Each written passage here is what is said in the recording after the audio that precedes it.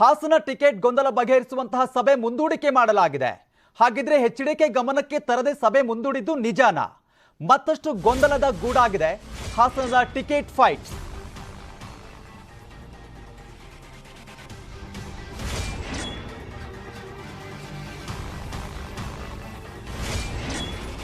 ನಾಳೆ ಸಭೆ ಮುಂದೂಡಿಕೆ ಯಾರಿಂದ ಆಗಿದೆ ಮಾಹಿತಿ ಇಲ್ಲ. ಹಾಸನಕ್ಕೆ ಸ್ವರೂಪ್ಗೆ ಟಿಕೆಟ್, ನನ್ನ ನಿರ್ಧಾರ ಅಂತೂ ಬದಲಾಗೋದಿಲ್ಲ. ಭಾವನಾತ್ಮಕ ಸಂಬಂಧಕ್ಕಿಂತ ಪಕ್ಷ ಕಾರ್ಯಕರ್ತರು ಮುಖ್ಯ ಅಂತ ಎಚ್ಡಿಕೆ ಹೇಳಿಕೆ ಕೊಟ್ಟಿದ್ದಾರೆ.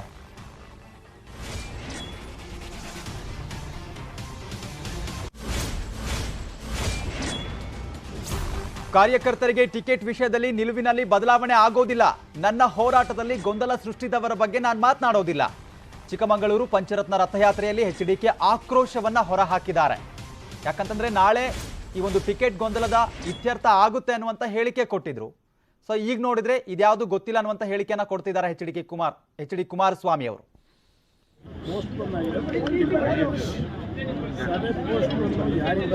ತಿಳ್ಕೊಂಡು ಹೇಳಬೇಕು.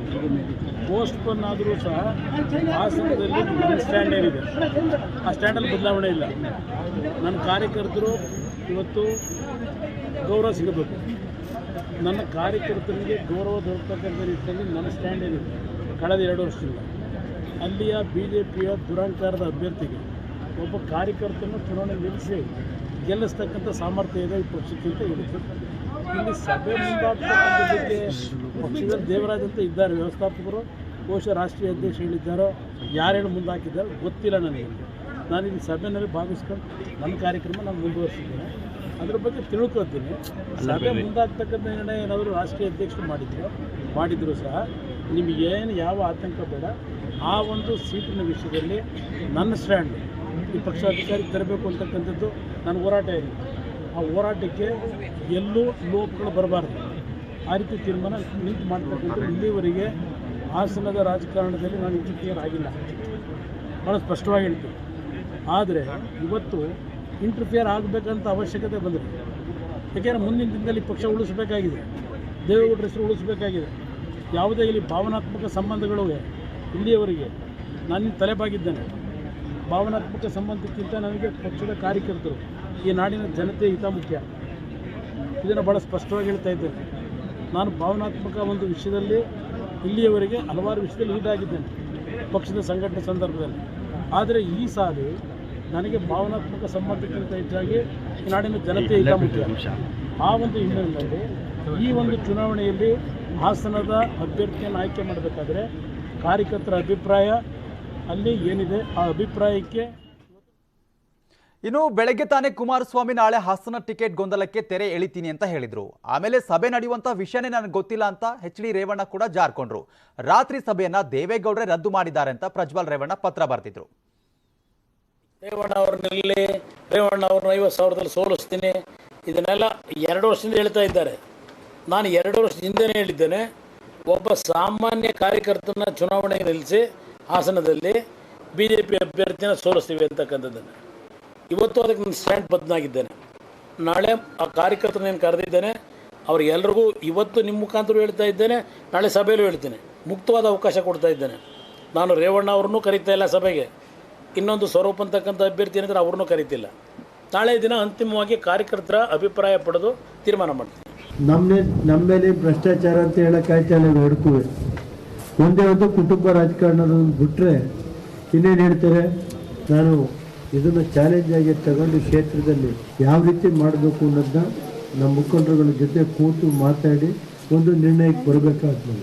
ಈ ದುರಾಡಳಿತಕ್ಕೆ ನಾವು ಕಡಿವಾಣ ಹಾಕಬೇಕಾಗುತ್ತೆ. ಅದರಿಂದ ತಾವೆಲ್ಲ ಒಟ್ಟಾಗಿ ಇದು ಮಾಡಬೇಕು ಅಂತ ಹೇಳಿ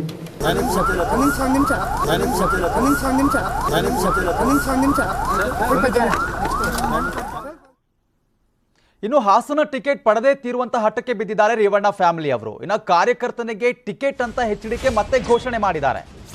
ಇಲ್ಲಿ ಗೊಂದಲ ಗಲಾಟೆ ಮಧ್ಯೆ ನಾಳೆ ಎಚ್ಡಿಕೆ ನಡೆಸ್ತಾರಾ ಮೀಟಿಂಗ್ ಅನ್ನುವಂಥದ್ದೇ ಈಗ ಪ್ರಶ್ನೆಯಾಗಿ ಉಳಿದಿರುವಂಥದ್ದು.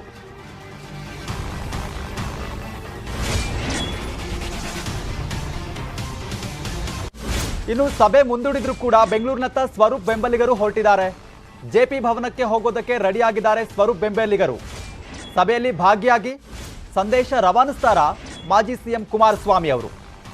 ಈ ರೀತಿಯಾದಂಥ ಒಂದಿಷ್ಟು ಯಕ್ಷ ಪ್ರಶ್ನೆಗಳು ಉಳ್ಕೊಂಡಿರುವಂಥದ್ದು. ನಾಳೆ ನಡೆಯುತ್ತಿರುವಂತಹ ಸಭೆಗೆ ಬಹಳಷ್ಟು ಕುತೂಹಲ ಇದೆ. ಸಭೆ ನಡೆಯುತ್ತಾ ಇಲ್ಲ ಅನ್ನೋದು.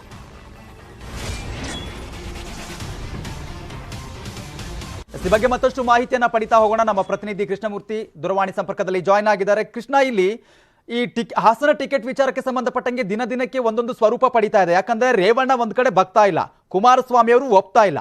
ಹಾಗಿದ್ರೆ ನಾಳೆ JDS ಸಭೆ ನಡೆಯುತ್ತಾ ಇಲ್ವಾ? ಈಗ ಹಾಸನದಲ್ಲಿ ಏನೆಲ್ಲ ಆಗ್ತಾ ಇದೆ ಡೆವಲಪ್ಮೆಂಟ್ಸ್?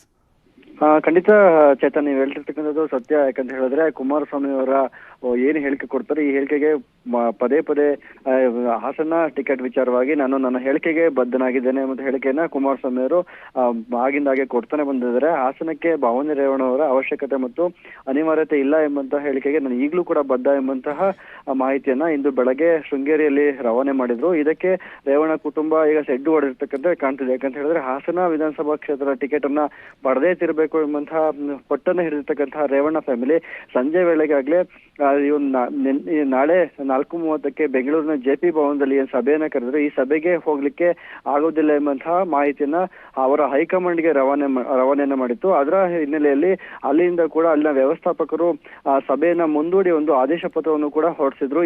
ಇದರ ಬೆನ್ನಲ್ಲೇ ಈಗ ಮತ್ತೆ ಕುಮಾರಸ್ವಾಮಿ ಅವರು ಒಂದು ಹೇಳಿಕೆಯನ್ನು ಕೊಟ್ಟಿದ್ದಾರೆ. ನಾನು ಬೆಳಗ್ಗೆಯಿಂದ ಹೇಳಿರ್ತಕ್ಕಂಥ ಆಗಿರ್ಬೋದು ಮತ್ತು ಈ ಹಿಂದೆ ಹೇಳಿರ್ತಕ್ಕಂಥ ಹೇಳಿಕೆಗೂ ಕೂಡ ಈಗಲೂ ಬದ್ಧನಾಗಿದ್ದೇನೆ. ನಾನು ನಾಳೆ ಏನೇನು ಕಾರ್ಯಕ್ರಮ ಹಮ್ಮಿಕೊಂಡಿದ್ದೇನೆ ಅದನ್ನೆಲ್ಲ ನಾನು ಮಾಡೇ ತೀರ್ತೀನಿ ಎಂಬಂತಹ ಹಠವನ್ನ ಅವರು ಕೂಡ ತೋರಿದ್ದಾರೆ. ಈಗ ಸ್ವರೂಪರವಾಗಿ ಕುಮಾರಸ್ವಾಮಿ ಅವರು ಮೊದಲಿಂದಲೂ ಕೂಡ ಒಲವನ್ನ ವ್ಯಕ್ತಪಡಿಸಿದ್ರು. ಈ ಹಿನ್ನೆಲೆಯಲ್ಲಿ ನಾಳೆ ಸ್ವರೂಪ್ನವರ ಬೆಂಬಲಿಗರು ಬೆಂಗಳೂರಿನ JP ಭವನದಲ್ಲಿ ಆಯೋಜನೆಗೊಂಡಿದ್ದಂತಹ ಸಭೆಗೆ ಹೊರಡಲಿಕ್ಕೆ ರೆಡಿ ಆಗಿದ್ದಾರೆ. ಈ ಎಲ್ಲಾ ಘಟನೆಗಳನ್ನ ಗಮನಿಸ್ತಿರ್ತಕ್ಕಂತಹ ಕುಮಾರಸ್ವಾಮಿ ಅವರು ನಾಳೆ ಕೃಷ್ಣಮೂರ್ತಿ, ಈಗ ಸದ್ಯದ ವಾತಾವರಣ ಹೇಗಿದೆ ಅಂತ ಅಂದ್ರೆ ನಾಳೆ ಸಭೆ ನಡೆದೇ ನಡೆಯುತ್ತೆ ಅಂತ ಕುಮಾರಸ್ವಾಮಿ ಅವರ ಹೇಳಿಕೆಯನ್ನ ನಾವು ನೋಡೋದಾದ್ರೆ ಸ್ವರೂಪ್ನವರ ಬೆಂಬಲಿಗರು ಪರೋಕ್ಷವಾಗಿ ಹೇಳಿಕೆಯನ್ನ ಕೊಡ್ತಿರೋದನ್ನ ನೋಡಿದ್ರೆ ನಾಳೆ ಸಭೆ ನಡೆಯುತ್ತೆ. ಈ ಒಂದು ಆದೇಶ ಪ್ರತಿ ಏನಿದೆ ಇದು ನಾಮಕಾವಸ್ಥೆ ಎಂಬಂತಹ ರೀತಿಯಲ್ಲಿ ಹೇಳಿಕೆ ಕೊಟ್ಟಿದ್ದಾರೆ. ನಾಳೆ ಸ್ವರೂಪ್ ಅವರ ಬೆಂಬಲಿಗರು ಬೆಂಗಳೂರಿಗೆ ಹೋಗಿಕ್ಕೆ ಈಗಾಗಲೇ ಹಾಸನದಿಂದ ರೆಡಿ ಆಗಿರ್ತಕ್ಕಂಥದ್ದು. Chetan, okay, thank you Krishnamurthy ನಿಮ್ಮೆಲ್ಲ ಅಪ್ಡೇಟ್ಸ್ಗೆ. ರಾಜ್ಯ ಬಿಜೆಪಿಯಲ್ಲಿ ರಾಜಾಹುಲಿ ಗರ್ಜನೆ ದಿನದಿಂದ ದಿನಕ್ಕೆ ಕಡಿಮೆ ಆಗ್ತಾ ಇದೆ. ನಿನ್ನೆಷ್ಟೇ ಚುನಾವಣಾ ರಾಜಕೀಯಕ್ಕೆ ವಿದಾಯ ಕೂಡ ಹೇಳಿದ್ದಾರೆ. ಈಗ ಹೈಕಮಾಂಡ್ ಪರ್ಯಾಯವಾಗಿ ಸ್ವಾಮೀಜಿಗಳನ್ನೇ ಎಲೆಕ್ಷನ್ಗೆ ಇಳಿಸುವಂತಹ ಪ್ಲಾನ್ ಮಾಡ್ತಿದೆ, ಥೇಟ್ ಉತ್ತರ ಪ್ರದೇಶದ ಮಾದರಿಯಲ್ಲೇ.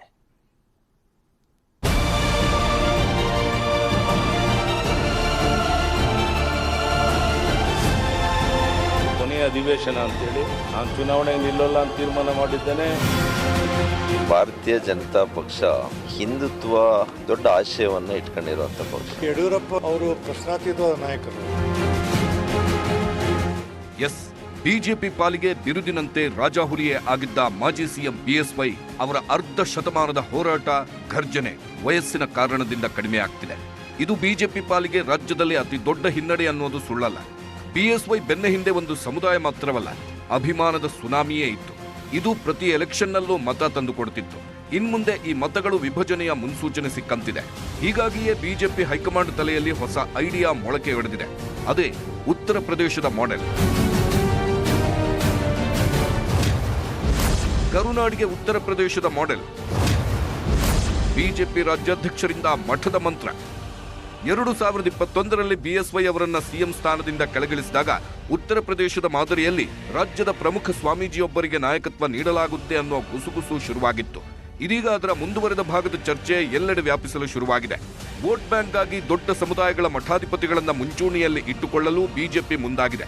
ಇದರ ಭಾಗವಾಗಿಯೇ ಪಕ್ಷದ ರಾಷ್ಟ್ರೀಯ ಅಧ್ಯಕ್ಷ JP ನಡ್ಡಾ ಕೂಡ ಕೆಲ ತಿಂಗಳಿನಿಂದ ರಾಜ್ಯಕ್ಕೆ ಬಂದಾಗೆಲ್ಲ ರಾಜ್ಯದ ವಿವಿಧ ಮಠಗಳಿಗೆ ಎಡತಾಕುತ್ತಿದ್ದಾರೆ ಎನ್ನಲಾಗಿದೆ.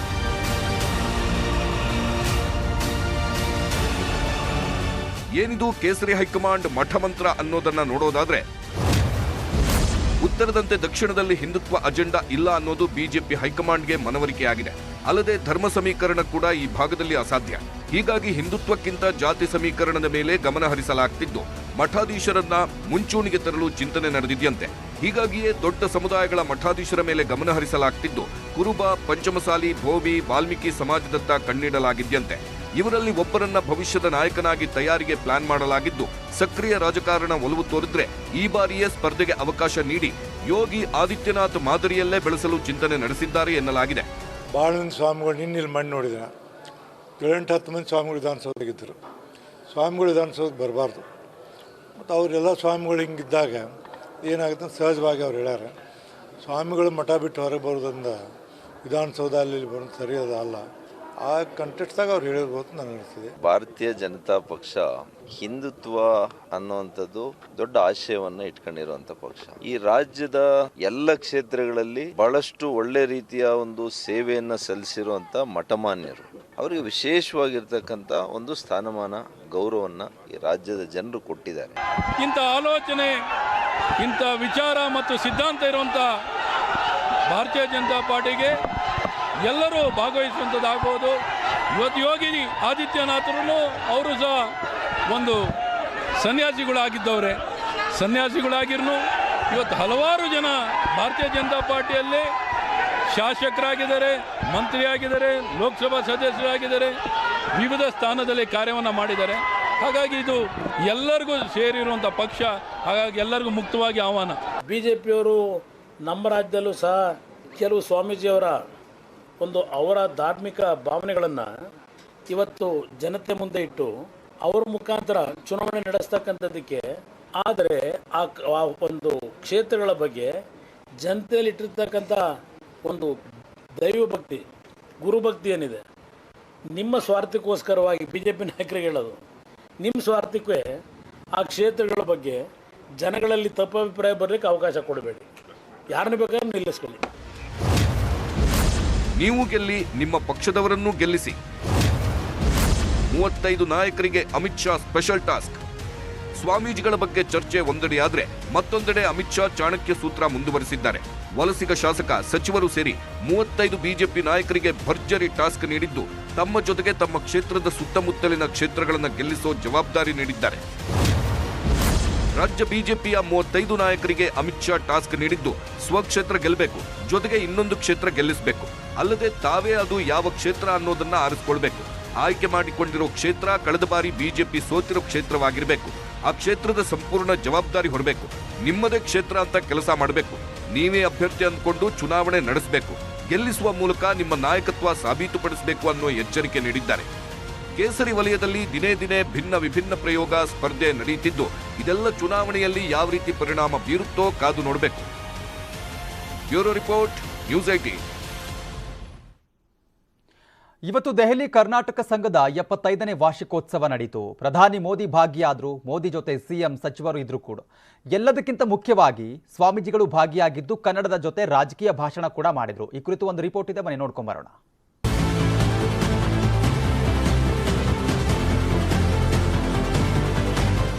ದೆಹಲಿ ಕರ್ನಾಟಕ ಸಂಘದ 75ನೇ ವಾರ್ಷಿಕೋತ್ಸವ ಕಾರ್ಯಕ್ರಮ ಇವತ್ತು ಅದ್ದೂರಿಯಾಗಿ ನಡೆಯಿತು.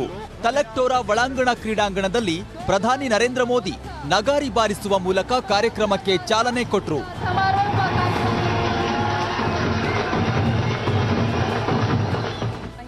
ಅಮೃತ ಮಹೋತ್ಸವ ಸಮಾವೇಶದಲ್ಲಿ ಕೇಂದ್ರ ಸಂಸ್ಕೃತಿ ಸಚಿವ ಜಿ ಕಿಶನ್ ರೆಡ್ಡಿ, ಕರ್ನಾಟಕ ಮುಖ್ಯಮಂತ್ರಿ ಬಸವರಾಜ ಬೊಮ್ಮಾಯಿ ಭಾಗಿಯಾಗಿದ್ರು.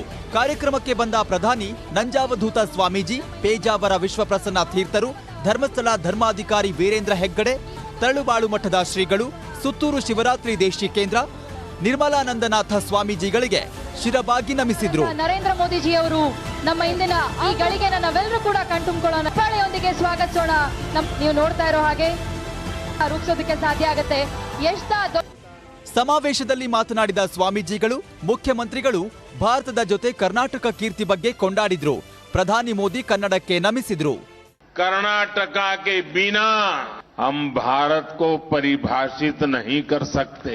हनुमान के बिना न राम होते हैं न रामायण बनती है. महाराजा कृष्ण राजा आडियर से लेकर फील्ड मार्शल KM करीबप्पा और भारत रत्न M विश्वेश्वरैया तक कर्नाटका ने हमेशा भारत को प्रेरित भी किया है.